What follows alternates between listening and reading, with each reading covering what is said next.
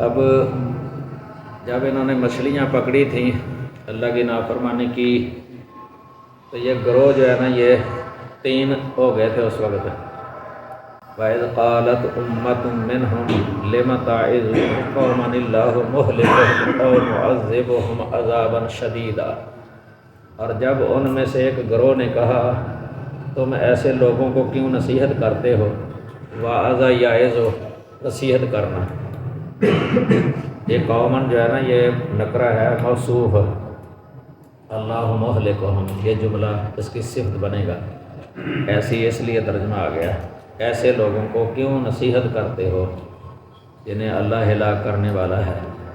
او معذبہم یا انہیں عذاب دینے والا ہے، عذابا شدیدا بہت سخت عذاب۔ ایک گروہ جو ہے نا وہ ان کو منع کرتا تھا اس سے، ایک گروہ جو ہے نا وہ بعض تو کہتے ہیں کہ اس نے پہلے منع کیا تھا تو پھر وہ رک گئے تھے منع کرنے سے، کہ وہ باز نہیں آتے تھے تو وہ پھر ہٹ گئے۔ بعض کہتے ہیں کہ ویسے ہی وہ خاموش ہی تھے، وہ بھی نیک ہی تھے، اللہ کے یعنی اطاعت کرنے والے تھے اللہ کے حکم کی اور رکنے والے تھے۔ تو ایک یہ ہیں جو اس گناہ کا ارتکاب کرنے والے تھے، تو انہوں نے پھر ان سے کہا نا کہ ان کو کیوں تم واز کرتے ہو، نصیحت کرتے ہو؟ انہوں نے آگے سے جواب دیا معذرۃ الی ربکم، تمہارے رب کے سامنے عذر کرنے کے لیے،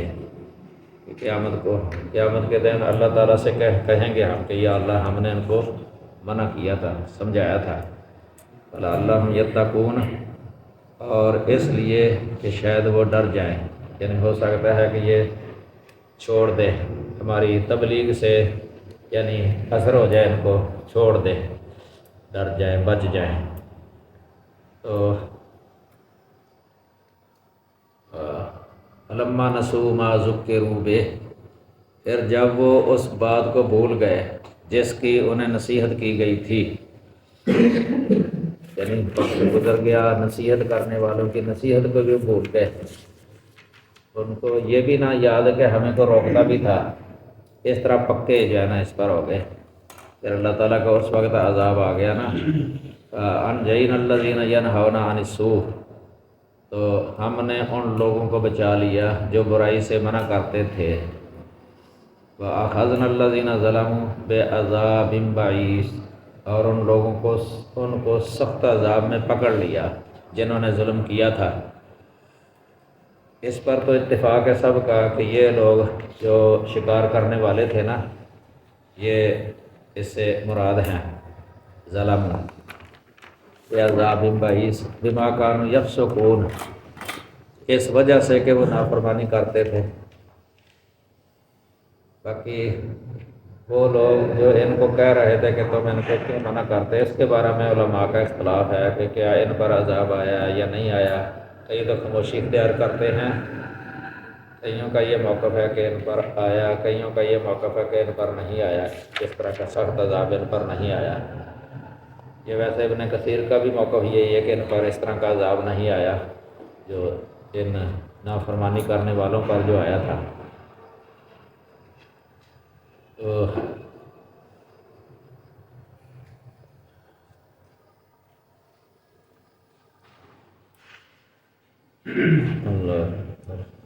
ادھر بھی لکھا ہو کہ تیسرے گروہ کا واضح ذکر نہیں فرمایا کہ ان کا کیا بنا۔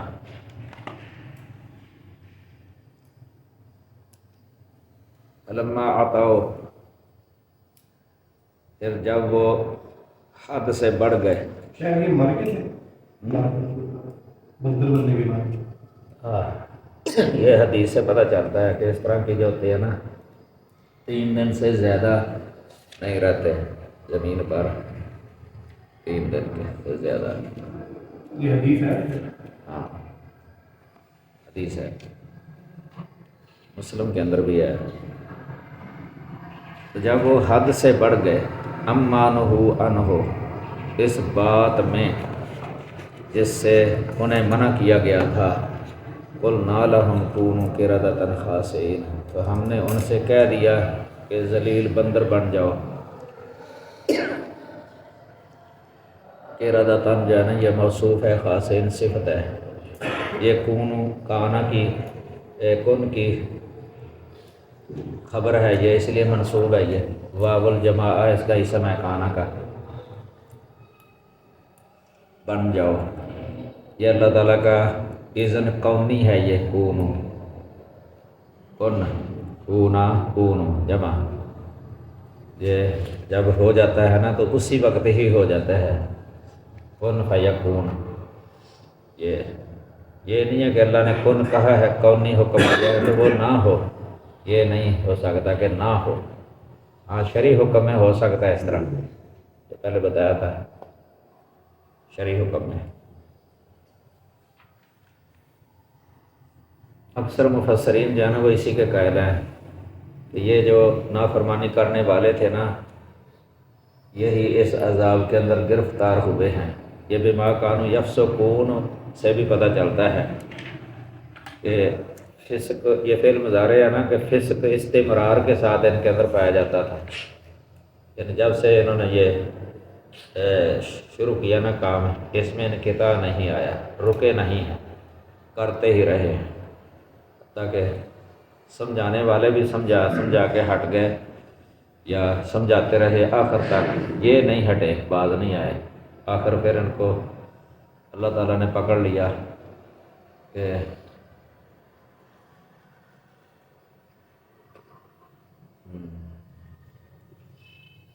یہ بے عذاب بعیس جو آیا ہے نا،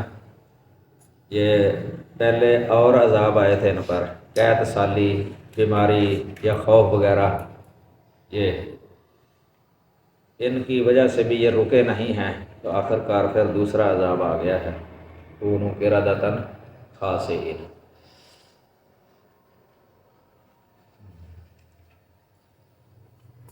اللہ استغفر اللہ، اللہ بچائے ہمیں اپنے سخت عذابوں سے۔ ربنا لا تؤاخذنا ان نسینا او اخطانا۔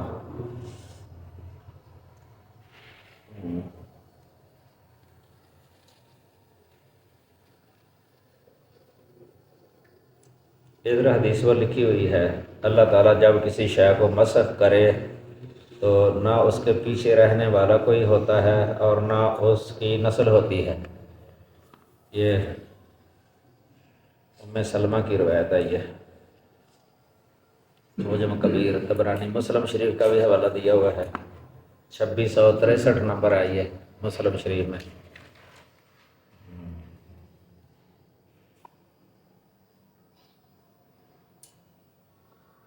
وَإِذْ تَأَذَّنَ رَبُّكَ لَيَبْعَثَنَّ عَلَيْهِمْ إِلَى يَوْمِ الْقِيَامَةِ،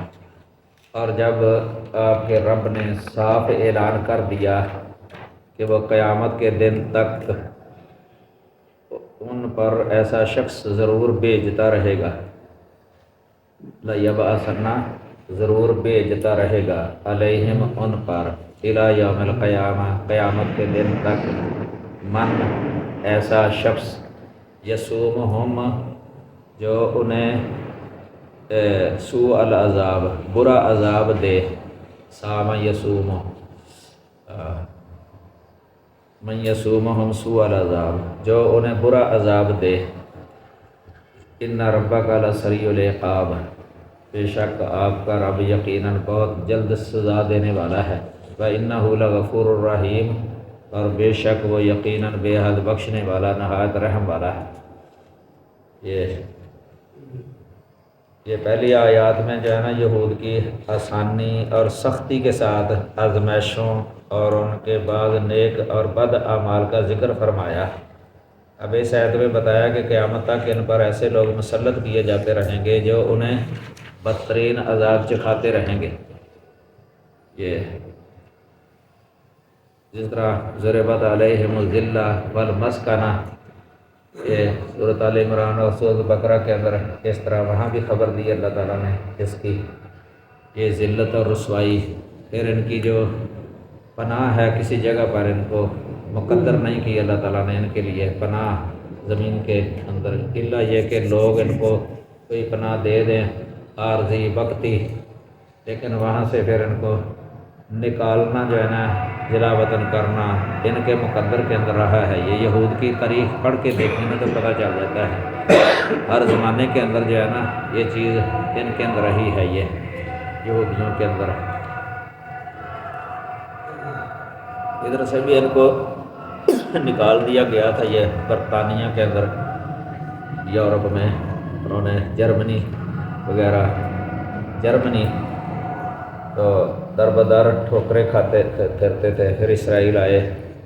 ادھر جگہ کا قبضہ کر کے رہنے لگ گئے خرید کے، یا ہٹلر نے ان پر جو ہے نا بہت سخت جو ہے نا ان کو سزا دی، بہت وسیع پیمانے پر ان کو قتل کیا تھا۔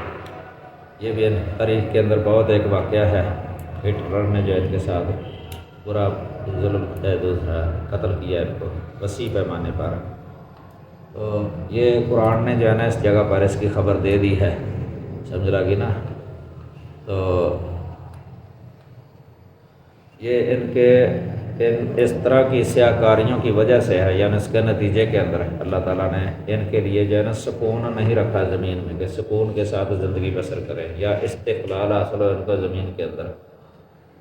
کوئی حکومت اس طرح ملے کہ سب ہی تسلیم کر لیں اس کو، ایسے ابھی تک نہیں ہو سکا، اور اللہ کی خبر کے مطابق آئندہ بھی ایسے نہیں ہوگا انشاءاللہ۔ تو یہ بھی بے چین اور خوف اور ہراس کے اندر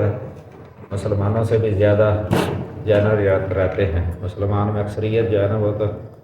الحمدللہ پھر بھی سکون کی نیند سوتے ہیں نا، تو یہ ان کے اندر اس طرح ہوتا ہے، خوف و ہراس ہر وقت جانا طاری رہتا ہے ان پر، جانا بے اطمینان نہیں ہے ان کی طبیعتوں کے اندر۔ تو ان کے چاہے بڑے بھی ہونا صاحب اقتدار، وہ بھی اسی طرح ہی ہیں، خوف زدہ، یعنی ہر وقت خوف زدہ۔ یہ اللہ تعالیٰ نے ان کی سیاہ کاریوں کی وجہ سے ان پر یہ چیز مسلط کی ہے۔ وَقَطَّعْنَاهُمْ فِي الْأَرْضِ أُمَمًا، اور ہم نے انہیں زمین میں مختلف گروہوں میں ٹکڑے ٹکڑے کر دیا۔ مِنْهُمُ الصَّالِحُونَ، ان میں سے کچھ نیک تھے، وَمِنْهُمْ دُونَ ذَلِكَ، اور ان میں سے کچھ اس کے علاوہ تھے۔ وَبَلَوْنَاهُمْ بِالْحَسَنَاتِ وَالسَّيِّئَاتِ، اور ہم نے انہیں اچھے حالات اور برے حالات کے ساتھ آزمایا یا آزمائش کی ان کی، لَعَلَّهُمْ يَرْجِعُونَ، تاکہ وہ باز آ جائیں۔ یہ صالحون کی تفسیر ادھر یہ لکھی ہوئی ہے کہ جو نبی صلی اللہ علیہ وسلم پر ایمان لے آئے، یا جیسے وہ لوگ جنہوں نے ہفتے کے روز مچھلی کے شکار سے منع کیا تھا، وہ بھی صالحون تھے نا، یہ یعنی پہلے زمانے کے ساتھ اگر لگائیں تو وہ ہو جائیں گے۔ پھر تو پہلے میں نے بتایا تھا کہ ان کے اندر ایک گروہ جو ہے نا وہ اس طرح کا بھی تھا، امر بالمعروف اور نہی عن المنکر کرنے والا، وہ نیک تھے، صالحون۔ اور کچھ ان کے علاوہ یعنی نیک نہیں بلکہ شریر اور بدکار، جیسے سود، رشوت اور دوسرے طریقوں سے حرام کھانے والے، اور انبیاء تک کو قتل کر ڈالنے والے،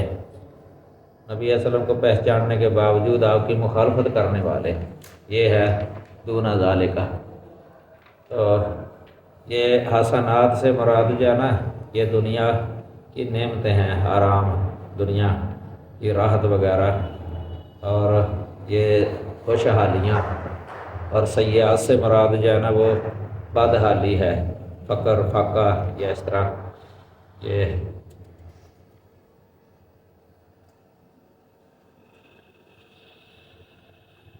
اور یہ بھی ان کی تاریخ یہود و نصارہ کی تاریخ میں ہے، یہ یہودیوں کی خاص کر کے، یہ ایک جگہ پر جانا مجتمع نہیں ہوئے، یعنی کہ سارے ایک ہی جگہ پر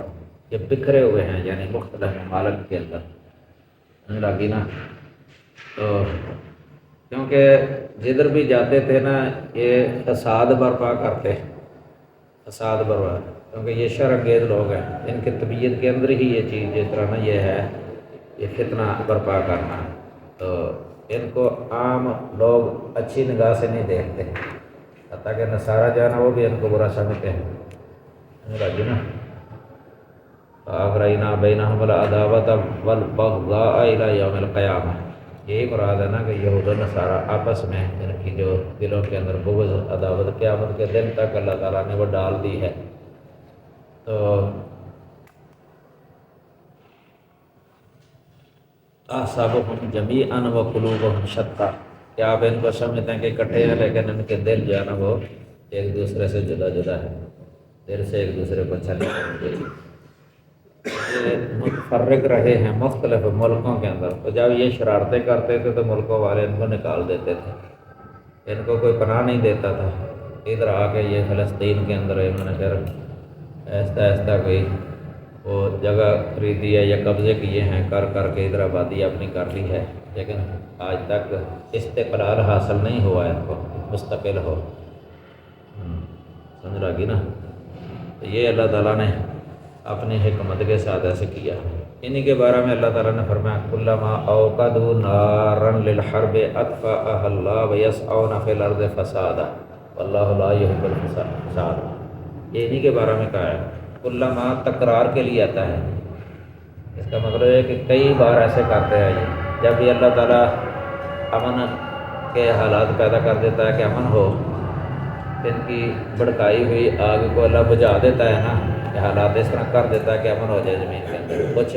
یہ پھر جو ہے نا اثر نو فساد برپا کر دیتے ہیں، فتنہ فساد،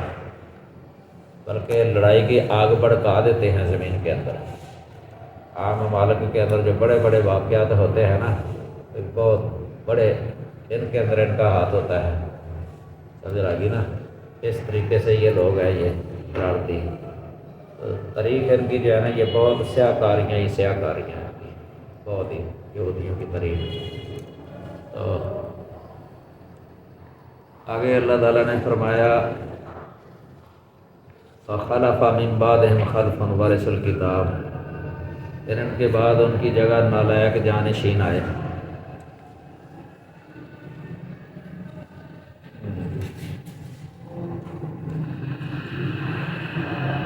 خلفن لفظ ہے نا لام کے سکون کے ساتھ، تو اس کا معنی ہوتا ہے برا، یعنی نالائق جانشین، برا خلیفہ، تو خلفن ہو تو یہ اچھے کو کہہ دیتے ہیں، ویسے نیک جانشین، خلفن اگر وارث الکتاب، جو کتاب کے وارث بنے، یا خذون عرض هذا الادنی، وہ اس حقیر دنیا کا سامان لیتے،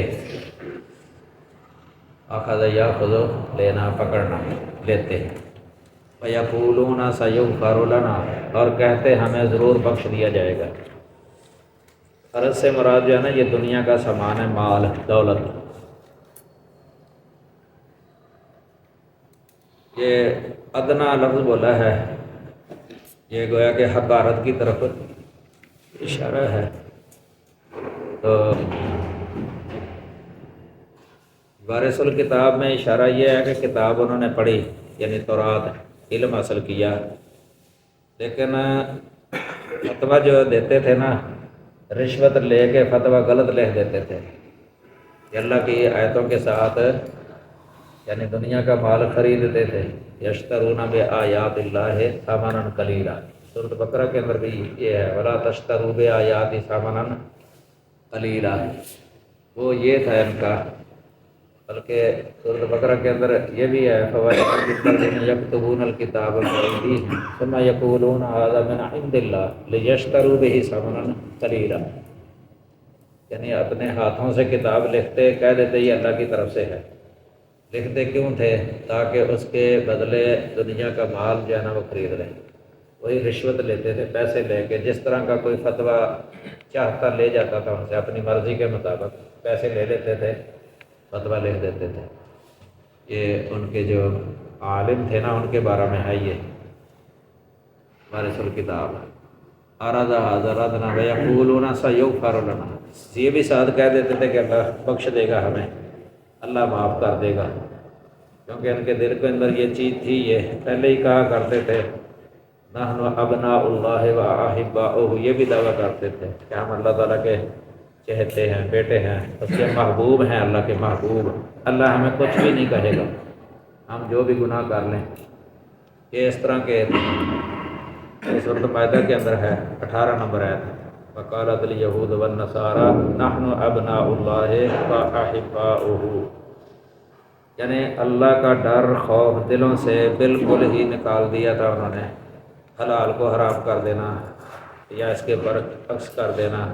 شریعت کو بدل دینا، اس سب کے باوجود جو ہے نا یہ کہتے تھے ہم اللہ کے محبوب ہیں، اللہ کے اولیاء ہیں، ہم اس طرح کے دعوے بھی کرتے تھے۔ تو ان کو بھی خود پتہ تھا کہ یہ گناہ ہے جو ہم کر رہے ہیں، اس لیے تو کہتے ہیں کہ سَيُغْفَرُ لَنَا، کہ ہمیں بخش دیا جائے گا۔ وَإِن يَأْتِهِمْ عَرَضٌ مِثْلُهُ يَأْخُذُوهُ، اگر ان کے پاس اس جیسا اور سامان آ جاتا يَأْخُذُوهُ، تو اسے بھی لے لیتے۔ ایک تو تھا نا استغفر اللہ پڑھتا ہے بندہ اپنے گناہ کی وجہ سے، تو باز آ جاتا ہے کہ آئندہ نہیں کروں گا، ایسے نہیں تھا، صرف زبانی کلامی کہہ دیتے استغفر اللہ، کہتے ہم نے اللہ سے بخشش مانگی ہے، لیکن وہ کام جو ہے نا وہ چھوڑتے نہیں تھے جس کی وجہ سے استغفر اللہ پڑھ رہے ہیں، تو وہ اسی طرح ہی کرتے تھے۔ اس لیے آگے ساتھ آ گیا نا کہ اگر اور اس کی مثل سامان آ جاتا ان کے پاس پھر اس کو بھی پکڑ لیتے تھے۔ پھر آگے اللہ پر ناحق کہتے تھے، جب یہ غلط لکھ دیا مثلاً فتویٰ اور ساتھ نسبت اللہ کی طرف کر دی کہ یہ اللہ کے فرمان کے مطابق لکھا ہے، ہم نے اللہ کی کتاب کے مطابق لکھا ہے، لکھتے خود تھے اپنی طرف سے، تو نسبت اللہ کی طرف کر دیتے تھے۔ یہ ایک بہت بڑا گناہ ہے، افتراء علی اللہ ہے۔ تو آگے اللہ نے فرمایا الم یؤخذ علیہم میثاق الکتاب، اللہ اکبر، کیا ان سے کتاب کا عہد نہیں لیا گیا تھا؟ کتاب کا عہد نہیں لیا گیا تھا کیا کہ اللہ یقولوا علی اللہ الا الحق، کہ وہ اللہ پر حق کے سوا کچھ نہ کہیں گے۔ اس کا مطلب کتاب کے اندر ہی لکھا ہوا تھا، تورات کے اندر ہی، کہ بس وہی بیان کرنا ہے جو کتاب کے اندر ہی ہے، قرآن وہی۔ آج کل کوئی کہ کتاب و سنت سے ہی بیان کرنا ہے ہم نے، کتاب و سنت سے، آج کل بھی دعوے کرتے ہیں کتاب و سنت کا، لیکن جب مسئلہ لکھ کے دیتے ہیں تو وہ اپنے جو طریقہ کار ہے فقہ وغیرہ ان سے لکھ دیتے ہیں۔ کئی دفعہ ایسے ہوتا ہے کہ وہ کتاب و سنت کے منافی ہوتا ہے، لیکن نسبت اگر وہ کر دیں اللہ کی طرف کہ یہ اللہ، یہ قرآن سے ہے یہ لکھا، یہ ہو جائے گا افتراء علی اللہ۔ بھی اسی طرح ہی کرتے تھے۔ تو وَدَرَسُوا مَا فِيهِ، اور انہوں نے جو کچھ اس میں تھا پڑھ بھی لیا تھا، یعنی کتاب کے اندر جو تھا پڑھا بھی تھا کہ قرآن میں ایسے لکھا ہے۔ وَالدَّارُ الْآخِرَةُ خَيْرٌ لِلَّذِينَ يَتَّقُونَ، اور آخری گھر ان لوگوں کے لیے بہتر ہے جو ڈرتے ہیں۔ أَفَلَا تَعْقِلُونَ، کیا تم نہیں سمجھتے، کیا تم نہیں سمجھتے؟ یہ مطلب اس طرح کا جرم ان کے اندر جو ہے نا یہ پایا جاتا تھا، یہ بہت بڑا جرم سمجھا کہ نا۔ اللہ اکبر، استغفر اللہ۔ یہ تو ویسے عام ہی تھا ان کے اندر، یہ یہودیوں کے اندر عام ہی یہ واقعہ نہیں ہے جو پہلے بتایا تھا آپ کو، جو آئے تھے ایک زانی مرد اور زانی عورت کو لے کے آئے تھے فیصلہ کروانے کے لیے۔ تو اسی طرح محلہ ابن حزم کے اندر ایک روایت لکھی ہے، ابن حزم نے حضرت عمر کے پاس جو ہے نا ایک دفعہ ایک عورت آئی ہے، اس نے یہودیوں کی شکایت کی کہ یہودی جو ہے نا مجھے وراثت میں حصہ میرا بنتا ہے وہ دیتے نہیں ہیں میرا حصہ۔ تو حضرت عمر نے ان کو بلایا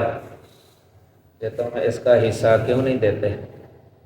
وہ آگے سے کہنے لگے ہماری کتاب کے اندر نہیں ہے اس کا حصہ۔ حضرت عمر نے پوچھا تمہاری کتاب کون سی ہے؟ انہوں نے کہا کہ ہماری کتاب سنیا ہے، سنیا نامی کتاب ہے۔ انہوں نے کہا کہ یہ کون سی کتاب ہے؟ کہتا ہے کہ یہ نا دراصل ہمارے علماء نے لکھی ہے یہ کتاب، اس میں اس کا حصہ نہیں ہے۔ تو عمر نے کہا کہ یعنی بدبختی ہے تمہاری، بربادی ہو تمہاری کہ تم نے اللہ کی کتاب کے مقابلہ میں اپنی علیحدہ کتاب بنا لی ہے۔ تورات میں تو لکھا ہوا ہے اس کا حصہ، چلو اس کا حصہ دو اس۔ انہوں نے تورات کے مطابق اس کا حصہ دلوایا تھا۔ اجرا کی نا اس طرح کرتے تھے، علیحدہ کتابیں تیار کر دی تھی انہوں نے اپنے مسائل کی، ان کے مطابق جو ہے نا وہ پھر بتاتے تھے۔ تورات کو تو ویسے پڑھنے نہیں دیتے تھے، روکا، پابندیاں لگائی تھے کہ عام بندہ پڑھ ہی نہیں سکتا قرآن، خواص صرف جانتے تھے، عوام کو روکتے تھے ویسے ہی پڑھنے سے، کہ ان کو پتہ نہ چل جائے کہ اس کے اندر تو ایسے لکھا ہے اور ہم ایسے بتاتے ہیں ان کو۔ آج کل جس طرح کہیں نہیں کہہ دیتے قرآن مجید کا ترجمہ نہ پڑھو، اس کا مطلب یہی ہے کہ اگر پڑھیں گے ترجمہ تو لوگوں کو پتہ چل جائے گا، اس لیے روکتے ہیں یہ لوگ، قرآن کا ترجمہ نہ پڑھو گمراہ ہو جاؤ گے، نعوذ باللہ من ذالک۔ حالانکہ قرآن پاک جو ہے نا یہ ایک کتاب ہدایت ہے، اس سے اگر ہدایت نہیں ملتی تو کون سی کتاب ہے کہ جس سے ہدایت ملنی ہے؟ یہ سراسر ہدایت ہے، نور ہے۔ بہرحال آگے اللہ تعالیٰ نے ان لوگوں کا ذکر کیا ہے جو کتاب کو مضبوطی سے پکڑے رکھتے ہیں، کتاب کے مطابق ہی بتاتے ہیں، اللہ کی شریعت کے مطابق، اور عمل بھی کرتے ہیں۔ والذین یمسکون بالکتاب، اور جو لوگ کتاب کو مضبوطی سے پکڑتے ہیں، وَأَقَامُوا الصَّلَاةَ، اور انہوں نے نماز قائم کی، اِنَّا لَا نُضِيعُ أَجْرَ الْمُصْلِحِينَ، یقیناً ہم اصلاح کرنے والوں کا اجر ضائع نہیں کرتے۔ ان کو اللہ تعالیٰ نے مصلحین کہا ہے، مصلحین یعنی کتاب، تمسک بالکتاب والسنہ، اور ساتھ عمل، نمازی، یہ ہیں اصل مصلحین۔ اس میں اشارہ یہ ہے کہ پہلے لوگ جو نا مصلحین نہیں ہیں، وہ تو مفسدین بن جاتے ہیں، ان کو اللہ اجر دے گا ان کا۔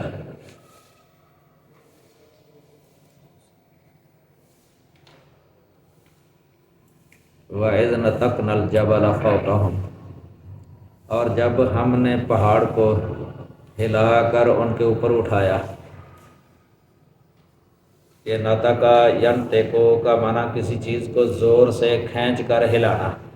یہ راغب اصفہانی کی المفردات فی غریب القرآن سے نقل آئی ہے۔ پہاڑ کا ذکر اس جگہ پر ہے، سورۃ بقرہ کے اندر طور ہے، طور، یا تو وہ طور نامی پہاڑ تھا یا لفظ طور عام پہاڑ کے معنی میں بھی آتا ہے، یہ توجہ کی ہے۔ یہ ان کے اوپر جو ہے نا پہاڑ اس طرح ہو گیا تھا کأنہ ظلہ، گویا وہ ایک سائبان ہو، سائبان، ظلہ جو ہے نا یہ چھتری کو بھی کہہ دیتے ہیں، سائبان کو بھی کہہ دیتے ہیں۔ یہ وَظَنُّوا أَنَّهُ وَاقِعٌ بِهِمْ، اور انہوں نے یقین کر لیا کہ بے شک وہ ان پر گرنے والا ہے۔ یہ یہودی تھے جن پر وہ نافرمانیاں کرنے والے، تو وہ یہ یقین کر بیٹھے تھے کہ ابھی پہاڑ ہمارے اوپر جانا یہ گر جائے گا۔ پھر ان سے کہا گیا خذوا ما آتیناکم بقوۃ، جو کچھ ہم نے تمہیں دیا ہے اسے قوت کے ساتھ پکڑو، یعنی فرما برداری کرنا، اطاعت کرنا، عمل کرنا، نافرمانی نہ کرنا، یہ مراد ہے۔ وَاذْكُرُوا مَا فِيهِ، اور جو کچھ اس میں ہے اسے یاد کرو، لَعَلَّكُمْ تَتَّقُونَ، تاکہ تم بچ جاؤ، یعنی یہ گر جائے گا تم پر، اگر تم گرا دیں گے یہ پہاڑ تم پر، اگر تم باز نہ آئے، اگر باز آ گئے تو ٹھیک ہے بچ جاؤ گے، ورنہ نہیں۔